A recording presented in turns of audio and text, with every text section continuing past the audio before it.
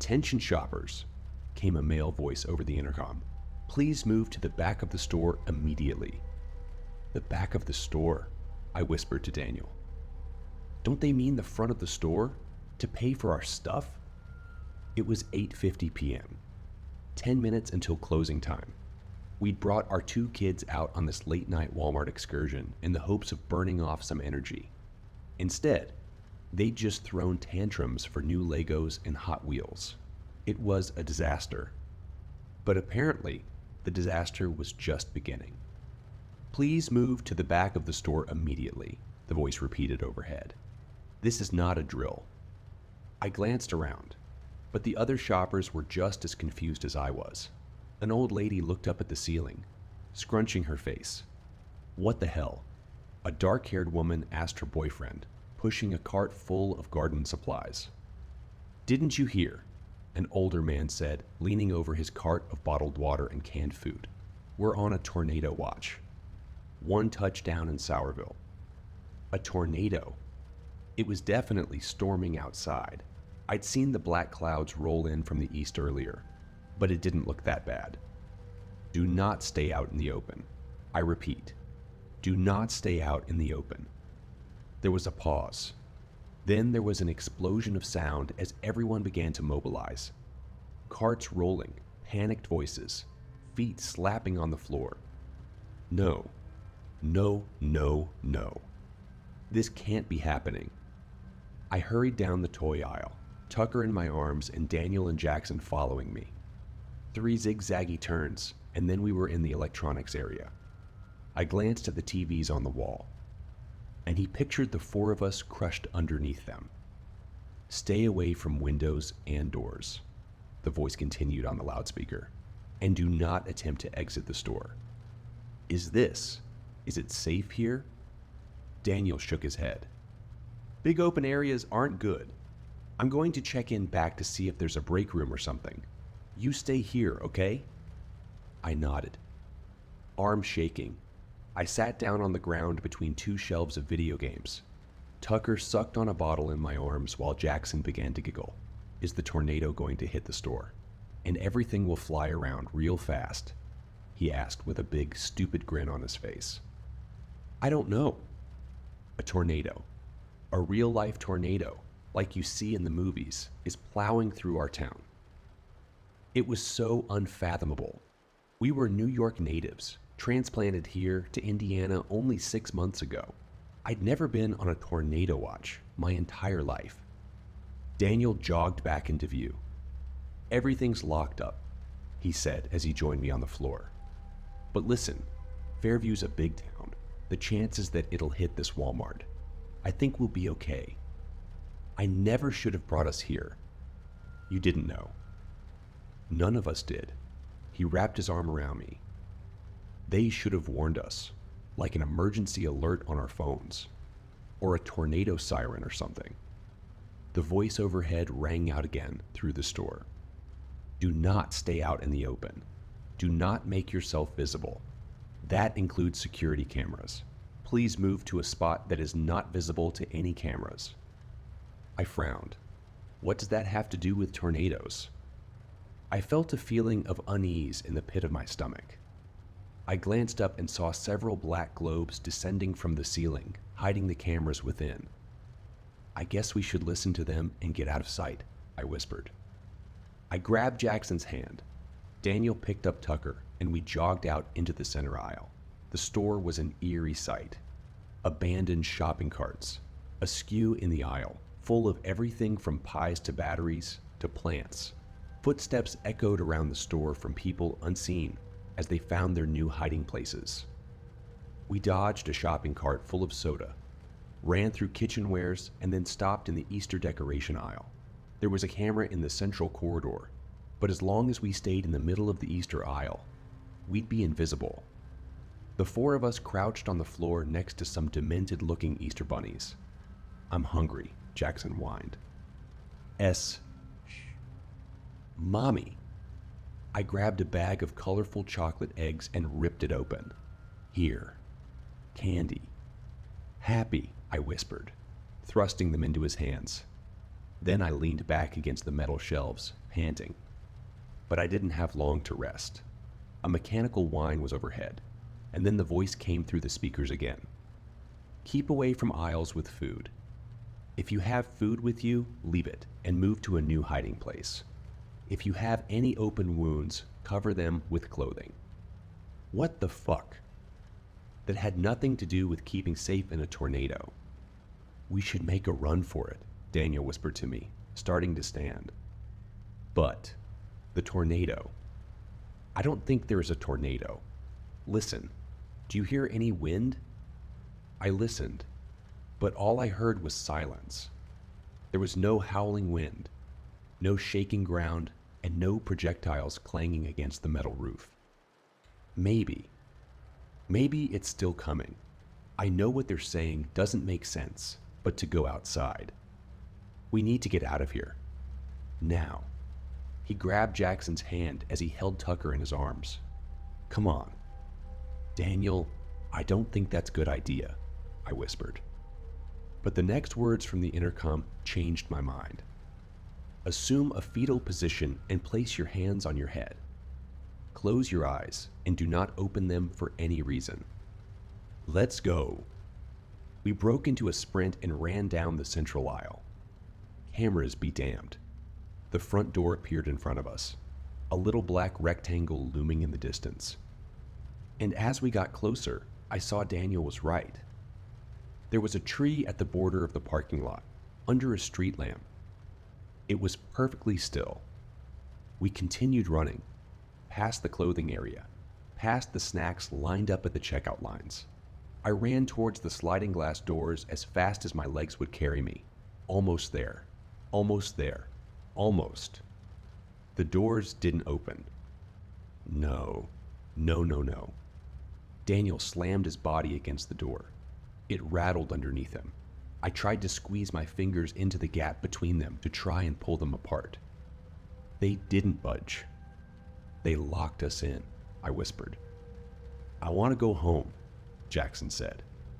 Tucker was beginning to fuss too, making little noises like he was about to start full-on wailing. I turned around, and that's when I saw him.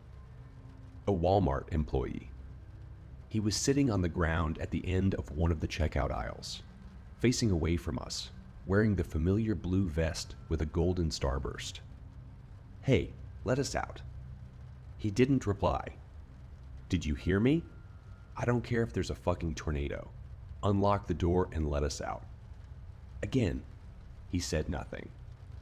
But in the silence, I could hear something, a wet, smacking sound. I stared at the man, slightly hunched over, still facing away from me. Was he eating something? The speaker overhead crackled to life. Attention. Please do not talk to any Walmart employees. My blood ran cold. The smacking sound stopped, and then, slowly, the man began to stand. He placed his palms on the conveyor belt and pushed up, and I could see that they were stained with blood. I backed away, but my legs felt like they were moving through a vat of honey. No. Fingers locked around my arm and yanked. Come on, Daniel shouted. I sprinted after him, deeper into the store. Tucker stared at me over his shoulder, and Jackson ran as fast as his little feet would take him. I was vaguely aware of the slap sound behind me, but I didn't dare look back. Daniel ran into the clothing area, and I swayed, dodging circular racks of t-shirts and wooden displays of baby clothes. He skidded to a stop and dove into the dressing room area. In here, he whispered, motioning at one of the rooms. We piled inside and locked the door. Daddy, Jackson started. You listen to me very carefully, I said, crouching to his level. You have to be absolutely silent. Do not say a word, okay? Jackson looked at me, then Daniel. Then he nodded and sat down on the floor. I'm going to try to call 911, Daniel whispered, transferring Tucker to me and pulling out his phone. He tapped at the screen, then frowned. What? We don't. We don't seem to have any service. I don't... Thump. I grabbed Jackson and pulled him away from the door. The four of us huddled in the corner. I held my breath. Thump. Under the gap of the dressing room door, men's feet in black shoes. They slowly took a step forward, deeper into the dressing room. Don't move, I whispered, holding Jackson. The man took another step. Don't make a sound. Don't move. Don't. Tucker let out a soft cry. The man stopped. His feet turned, pointing at us. No, no, no, no, no, no, no. Tucker let out another cry. Louder this time. My nails dug into Daniel's hand. No! A hand appeared. It slowly pressed against the floor, stained with blood, and then his knees appeared as he lowered himself down to the gap. No. Could he fit under? The gap wasn't small. It was like the stall door to a bathroom. If he flattened himself against the floor, there's a chance he could fit under. I watched in horror as his stomach came into view. His blue Walmart vest as he lowered his body to the floor. Then he pushed his arm under the gap and blindly swept it across the floor, as if feeling for us. This is it. We're going to die. And then he lowered his head. His face. Oh God, there was something horribly wrong with his face. He smiled up at us with a smile that was impossibly wide, showing off blood-stained teeth. His skin was so pale that it was nearly blue, and his eyes were milky white, without pupils or iris. I opened my mouth to scream. Attention shoppers, the voice began overhead. No, no, no. Please make your way to the front of the store and make your final purchases. We will be closing in 10 minutes. What? What? And then, before I could react, something unseen jerked the man out of view. A strange dragging sound followed, as if someone were dragging his body out of the dressing room area. I stared at the door, shaking, as Tucker's cries rang in my ears. But he didn't come back. And within 10 minutes, the usual hubbub at Walmart returned. Voices, footsteps, shopping cart wheels rolling along the floor. Shaking, I finally got up and unlocked the door. The store looked completely normal. People were lined up at the cash registers, placing their goods on the conveyor belts. Employees were scanning tags and printing receipts. People walked towards the glass doors, and when they did, they slid open. As we slowly walked towards the exit, I spotted the older man who'd warned us about the tornado earlier. What? What was that? I asked, unable to keep my voice from shaking. He shrugged. I guess the tornado missed us. What a miracle, huh? Giving us a smile, he disappeared out the glass doors and into the night. Oh, before I forget, man, I was wondering if you could help me with something. The cashier, an acne-ridden kid who looked to be in his late teens or early 20s, looked up from shoving the bag of potato chips, 2 sodas, and a pack of Lucky Strikes into a plastic bag.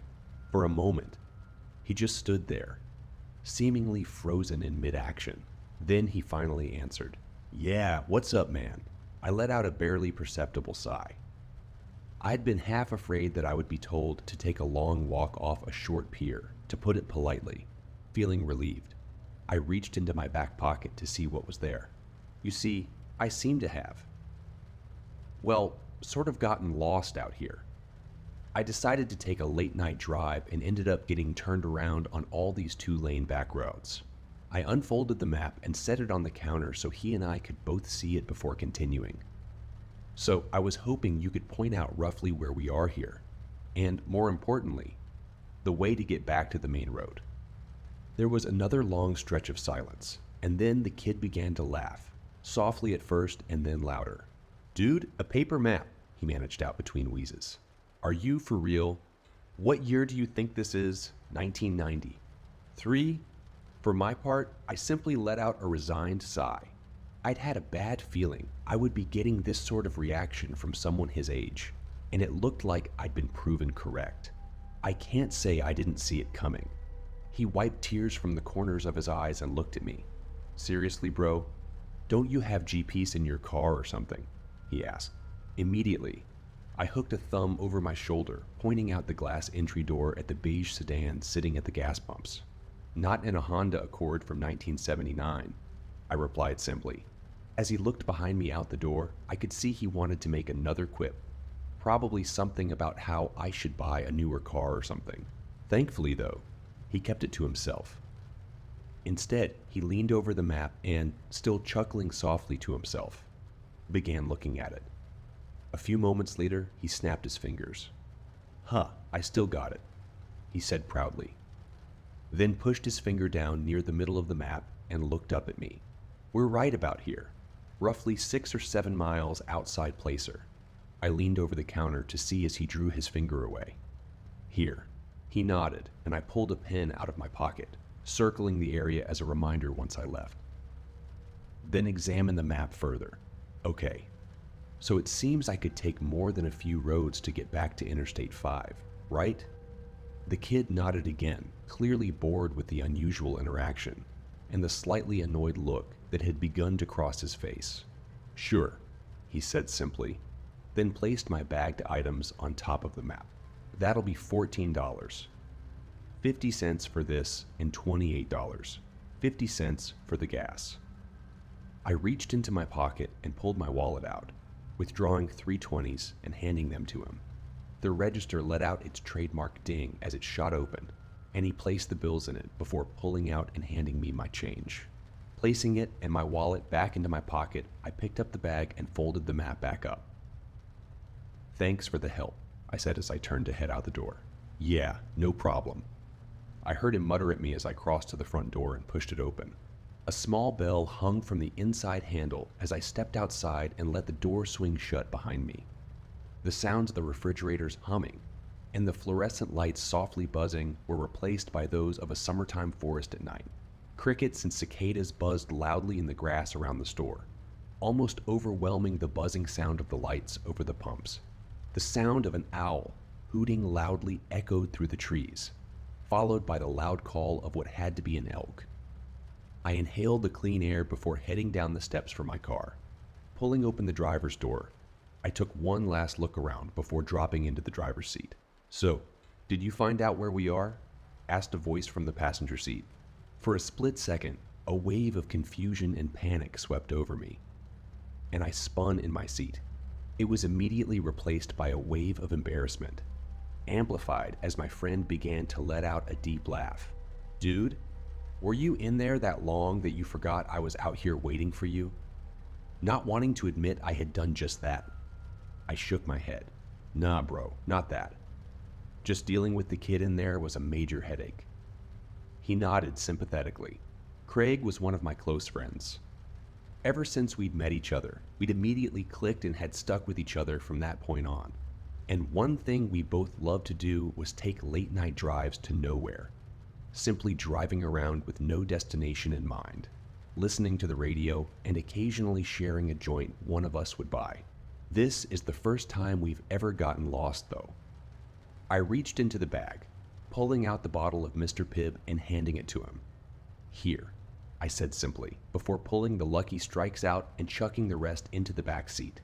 Pulling the key from my pocket, I slid it into the ignition and turned it, the car's buzzer sounding as the dash lights came on. A moment later, the inline 4 quietly rumbled to life with its traditional burble. Tearing open the packaging, I pulled a cigarette from the pack and stuck it into the corner of my mouth before reaching to push in the car's cigarette lighter. As I did, I shot a glance back towards the store and froze. A small shiver shot down my spine as I realized the kid was standing at the door and staring out at us. What the actual hell? Craig caught my gaze and turned to look at himself. "Dude, what the hell is his problem?" I shook my head as the lighter popped back out, signaling it was ready to use. I pushed the glowing red coil against the tip of the smoke for a moment until it was lit, then placed it back in its slot I pulled it from my lips and exhaled a cloud of smoke before answering, feeling more than a bit unnerved. I don't know, but honestly, man, that's more than a bit creepy, I said at one last glance. The kid hadn't even blinked once. He was just staring with an off-putting intensity out the window. Come on, let's get out of here, Craig said, echoing the thoughts swimming through my mind. I put the car into first gear and eased off the clutch, and the car began to roll forward. Out of the corner of my eye, I saw him turn and shoot the bird at the kid as we slid out from under the lights into the dark. Prick, I heard him mumble. I turned the car left and began heading back the way we came. Well, the good thing is, yeah, I did find out where we are. I pulled the map from my pocket and handed it to my friend. I heard him fumbling for a moment, and then a small flashlight clicked on as he aimed it at the map. Dude, how did we make it almost as far east as Placer? He asked with a slightly astonished tone. Longer drive than normal, I guess, I answered, rolling down my window to flick the ashes from my smoke out. I shot a glance at the analog clock on the dashboard. 2:45 it read. I let out a small sigh. Great. Vanessa is likely worrying up a storm about us right now. Me especially, ever since we'd started dating 5 years ago. My girlfriend had always been rather apprehensive about my habit of taking long, late-night drives when I couldn't sleep. She always feared I'd get into an accident, either with another car, wrap my Honda around a tree, or hit an animal. Most of the time, I'd come home to find her sitting up waiting for me. Worry clearly etched into her beautiful sapphire eyes. I bit my lips slightly. Hey, you think I should text Vanessa and let her know we're okay? I asked Craig. I heard him let out a snort. Honestly, bro, no. I know the woman loves you to death, and I'm happy she cares so much. But she's got to learn you know what you're doing. Plus, you two need your space. It's not healthy how much time you two spend together. I flicked the remnants of the cigarette out the window and let out a snort of my own. It's called being in love, dude. You should try it sometime, I joked, causing him to let out a laugh. Nah, thanks. I enjoy being single too much. Shaking my head, I stared out the windshield as the headlights guided our way. I felt a slight sense of unease creep up on me as I watched the two-lane road stretch out before us, the moon in the sky almost completely blocked by the trees over our heads. I hadn't seen another car on the road for at least 2 hours. Well, what do you expect, Derek? You drove into the boonies. There's only ghost towns out here. Why don't you try driving all the way to Idaho next time? Shaking my thoughts away, I fumbled in the center console for a moment before pulling out a mixtape. A bit of music would help me feel better. I pushed it into the car's cassette player and hit play. A moment later, the pounding bass and synths of Dance with the Dead's That House began blasting from the speakers. Craig let out a whoop of excitement. Dude, yes, that's the kind of tunes we need for a drive like this. He rolled down the passenger window, sticking his head out the window to whoop and holler into the night. I shook my head, unable to keep from grinning at his antics. Friggin' goofball. The playful mood helped settle my mind, and I felt myself relax into the seat, the tension flowing out of my body and out the window. For a few minutes, that's how things went. The road stretching out ahead of us and then disappearing into the blackness behind us. The music blasting out from the radio, and the soft roar of the engine in the background. I took another look at the backlit clock. Now it reads 5 minutes to 3. We should be at the highway in a minute. The thought released the last wisps of tension in my body, and I fumbled into the back seat for the bag, catching it with the tips of my fingers. I pulled my bottle of soda from it and, holding the bottle to the steering wheel, cracked the cap. I lifted it to my lips and took a swig, taking my eyes off the road for a split second to tilt my head back. I looked back at the road, and I nearly spit it all out onto the windshield. In the second I'd stopped looking, a figure had stepped out onto the road. God damn it! I shouted, jamming my feet on the brake and clutch as hard as I could. The rear wheels of the car locked up, and the ear-piercing sound of squealing tires filled the cabin. To my horror, the tail end of the car began sliding out. Oh, hell no! For a few seconds, the world around us became a blur of shapes and colors, and I feared at any moment we'd smash into a tree or begin rolling. Thankfully, the car finally came to a stop with a screech of protest from the suspension. We were facing back the way we'd come. I could tell from the black lines on the road, which had once been the rubber of my tires. I gripped the steering wheel with almost a death grip, my heart furiously pounding in my chest. My breaths came in short, ragged gasps. There was no movement in the car for a few seconds before Craig reached forward and snapped the music off. "Dude, what the fuck?" he shouted at me, his face looking as pale as mine must be. I didn't say a word to him. Instead, I pulled up on the handbrake, ripped off my seatbelt, and practically kicked the door open. Stepping out onto the pavement, I stepped to the front of the car on unsteady legs until I was squarely in between the headlight beams. I looked around, first at the road ahead, then at the forest on either side.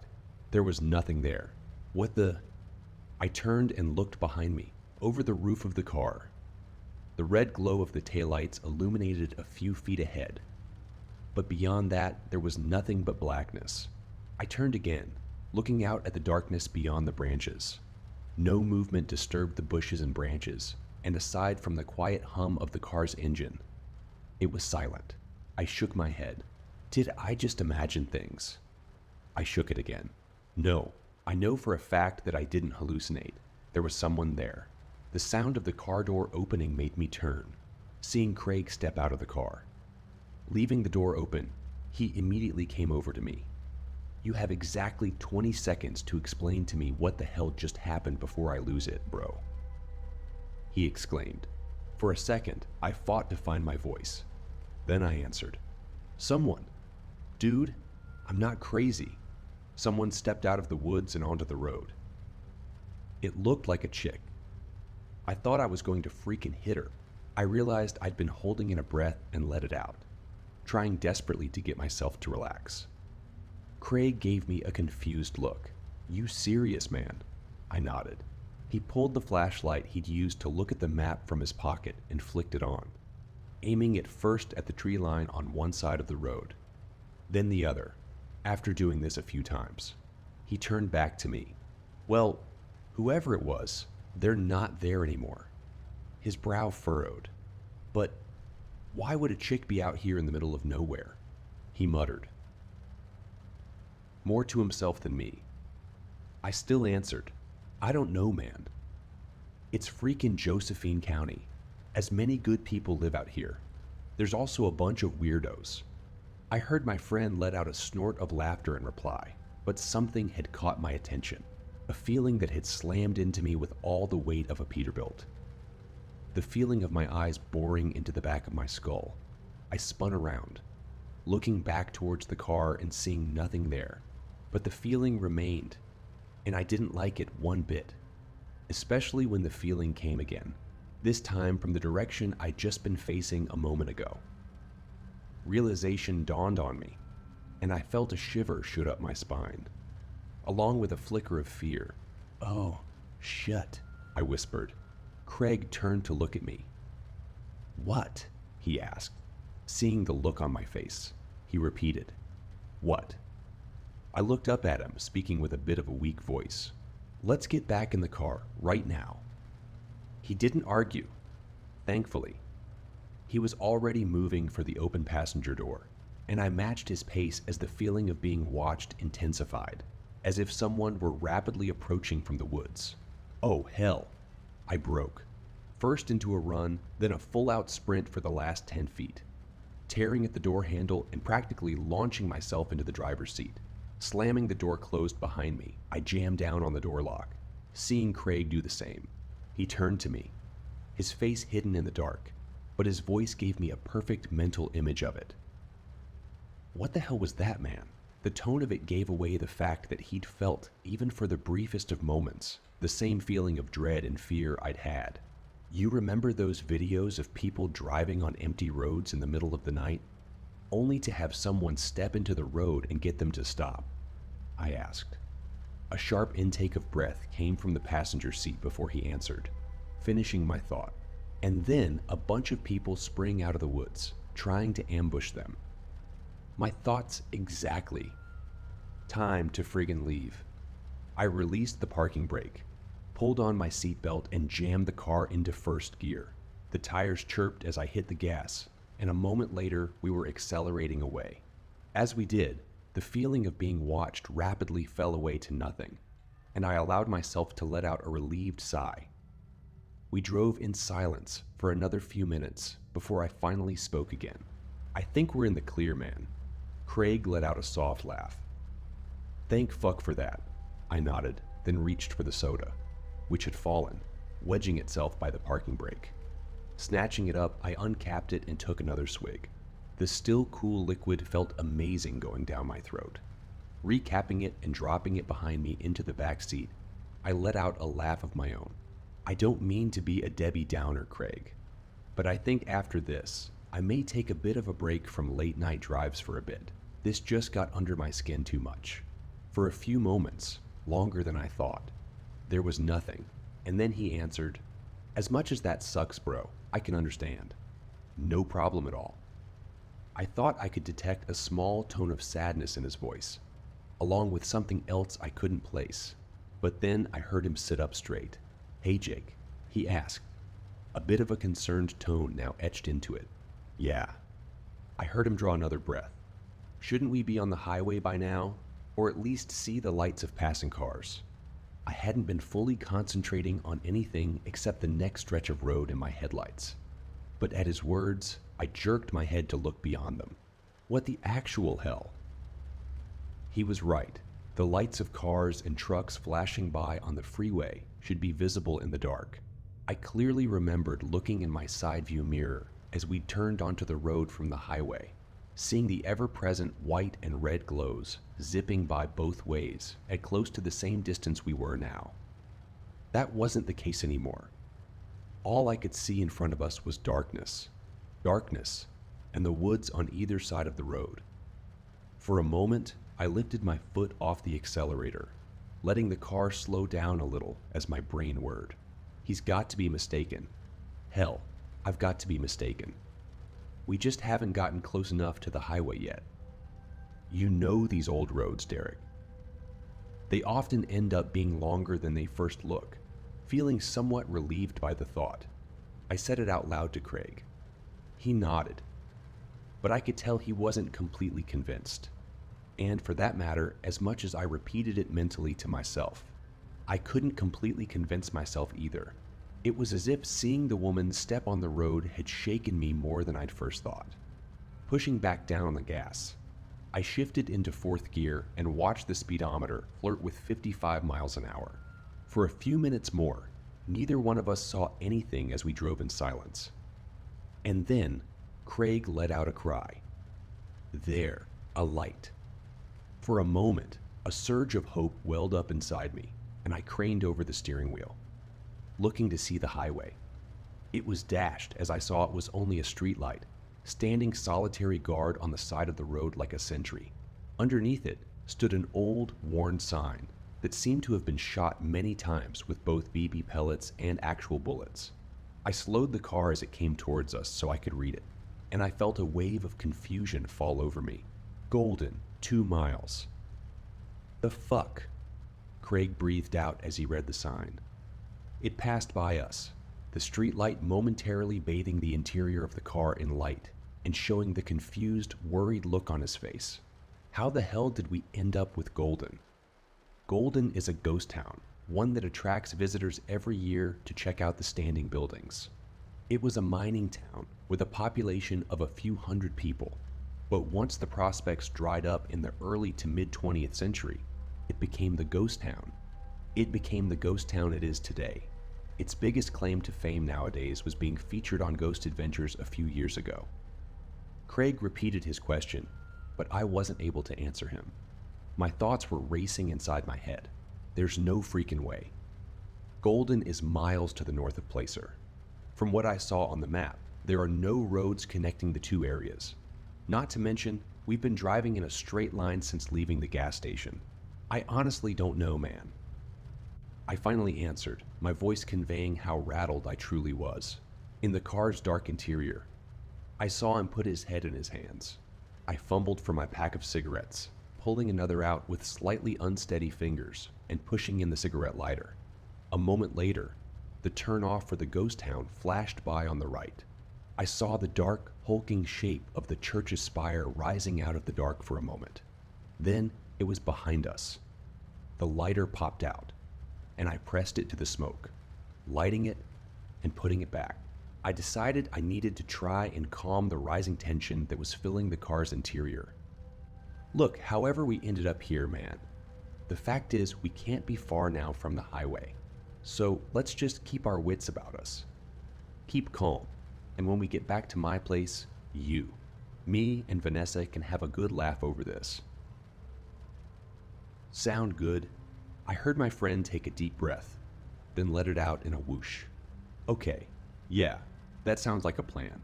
He let out a soft laugh, and I felt him pat my shoulder. Thanks, Derek. You are seriously a good friend. Glad I've got you. I nodded, then realized he may not be able to see it in the dark. No problem, man, I said. I looked at the clock. Threem, only 5 minutes had passed since I'd last looked at it, and yet it felt more like it'd been 30. Time seemed different when you're stressed. For a few minutes, there was only darkness. And then a light appeared in the distance. Huh. There we go, I exclaimed. I waited to see the sign for the on-ramp appear, and I felt a shiver shoot up my spine as the sign for Golden flew by again. That's... What? Craig didn't say anything, but I felt him stiffen in passenger seat, showing he'd seen it as well. As the streetlight and sign disappeared behind us, a feeling began to creep up on me. Another shiver shot up my spine as I realized that it was the same feeling I'd had when we'd gotten out of the car. The feeling of eyes on me. My eyes shifted to the blur of trees on either side of the car, but I saw no one out there. The turnoff for the ghost town approached again. I heard Craig let out another deep breath. Derek, pull over, please, he said simply. His voice was shaking, and as much as I didn't want to stop, I did as he asked, pulling over just before the turnoff. He ripped his seatbelt off, shoved the door open, and stepped out. I unbuckled my seatbelt and reached for the door handle when I glanced at the clock, and froze. The clock was still showing 3 a.m. The hands hadn't moved at all. A feeling of shock washed over me like a wave as I tapped it with my fingers to see if it was merely stuck, but it refused to begin moving again. Okay, what the actual fuck is going on? I whispered to myself. I reached into my pocket, fishing out my phone and turning on the screen. Like the clock, it too showed the time as 3 a.m. The feeling of being watched began to intensify, and I glanced at Craig standing in the dark before looking down, beginning to type a text out to Vanessa. Hey, baby girl. I just wanted to let you know that Craig and I are okay. We're trying to get back to the highway, but have gotten a bit turned around out here. Do me a favor, and if I don't text you again in 15 minutes, text me back, okay? I love you. I replaced the phone in my pocket. I knew I should have been more honest, but I was beginning to feel a little freaked out about the weird situation. I didn't want to worry her any more than necessary, as it would make me start to freak out worse. Pushing open the door, I got out and walked around, stopping near the front right headlight. Dude, are you all right? I asked him after a moment. He didn't answer, but happily, he seemed to have stopped shaking. I repeated my question. When he didn't answer my second and third calls, I began to feel a new sensation creep up on me, a potent mixture of dread and fear. Craig. Dude, you're creeping me the fuck out. Please say something. He finally turned to look at me, and in the semi-glow of the headlights, I saw his face had gone a bit pale. He raised a finger and pointed, saying only a single word. Look. My eyes followed where he had gestured, and I began to feel like someone had dumped a bucket of ice water over my head. The cigarette dangling from my lips fell from my mouth to the ground. Standing about 50 feet away, Just inside the tree line was a figure. It was drenched in gloom, but with a gasp, I realized it was the same woman who'd nearly caused me to wreck. Oh, fuck me sideways, man. I swallowed, finding my voice. We should get back in the car, Craig. He nodded almost immediately. I think you might be right, he answered, his voice wavering, not taking our eyes off the figure. We slowly backed up until we reached our respective doors and climbed in. I didn't even bother pulling my seatbelt on. I just jammed the gear shifter into first and floored it. Dirt and gravel kicked out behind us, and the car shot forward onto the road. This time, I didn't let up on the gas. I kept my foot hard down, the engine beginning to roar as I shifted into third and fourth. The speedometer reached 60 as I shifted into fifth gear, the feeling of being watched intensifying with each passing second. I prayed that I would see something, anything, ahead of us, an intersection, a house, a freaking out-of-use payphone, for fuck's sake. And then, my blood turned to ice as a light appeared ahead of us, the exact same one as before, with the sign underneath. My eyes flickered at the clock and terror shot through me as I saw it still frozen at the same time. This isn't good, bro, Craig said from the passenger seat. I agreed with him, but I didn't say it out loud. I kept my foot to the floor. The speedometer was now hitting 80. The turnoff appeared again, and what I saw made me want to scream.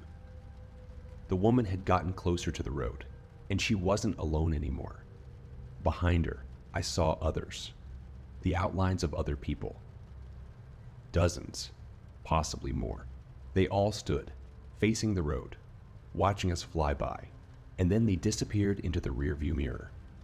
Fuck, I breathed out as the light and sign flashed by yet again. This time, the mass of people had gotten even closer to the road. The woman stood in front of them all, and for a split second, the headlights illuminated her. Another flash of ice shot through my veins as I saw the river of blood pouring down the front of her nightgown, one that looked to be decades old. What the hell do we do? Craig asked me, his voice steady yet filled with fear, the same I felt. I just shook my head. I don't know, man, was all I could say. The streetlight began to appear again when I felt my phone vibrate in my pocket, causing me to nearly slam on the brakes in surprise. I fumbled in my pocket for it, seeing Craig look over at me. I texted Vanessa when we stopped. I told her to reply in a few minutes. Now, I think I'm going to tell her to call the cops or something. He didn't reply, instead turning to look out the windshield at the approaching light. Flicking my eyes from the phone screen to the road and back, I forced myself to not look at the turnoff as we zoomed past the light.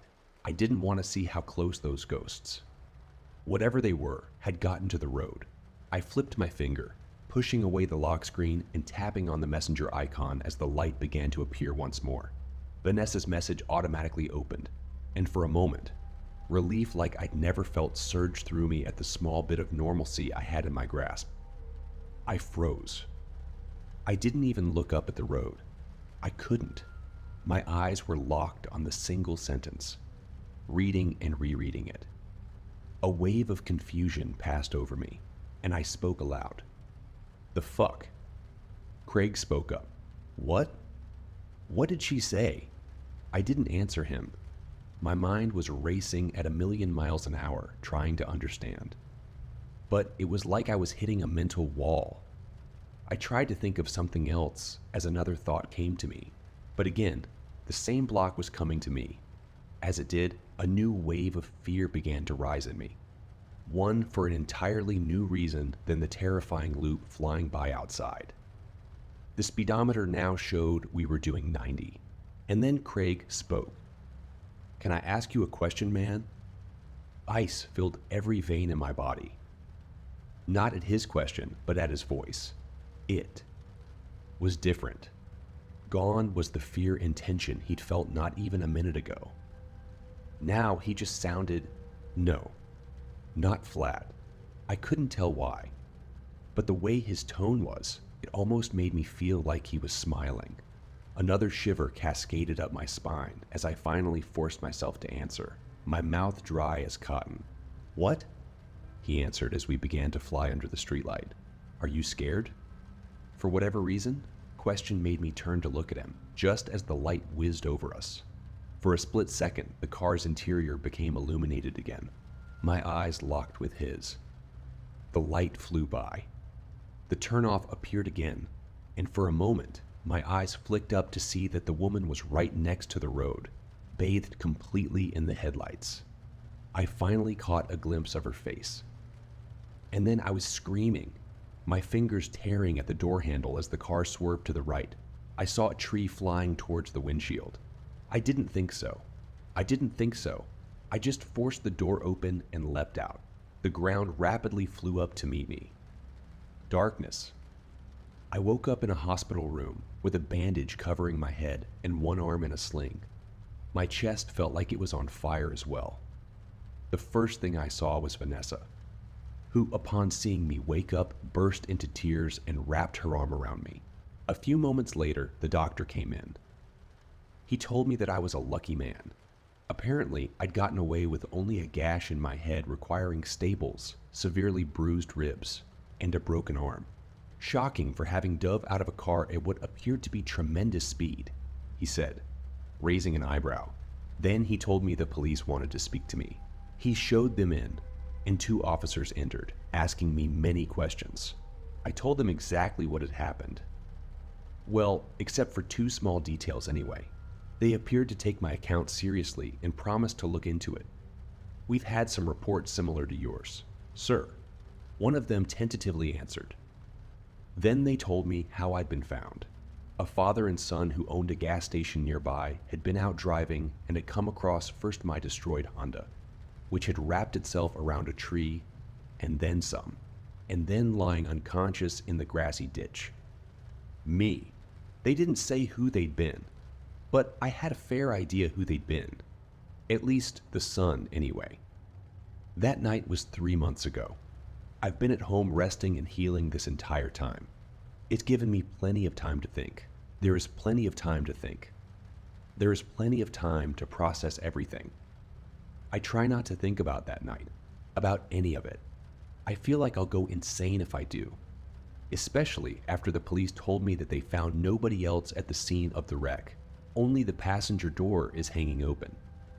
But I've had to, after receiving an email from an unknown address, one claiming to be the son, the kid I saw in the gas station that night. He told me things that his father told him he'd seen for years that he didn't believe at all, until that night. When he looked out the door at my car, that's when he frantically called his father. As I type this out, I feel myself begin to violently shake. I remembered the woman's face, indeed a ghost, as it flashed in the headlights. The look of horror was plastered there as she frantically waved at me to get my attention.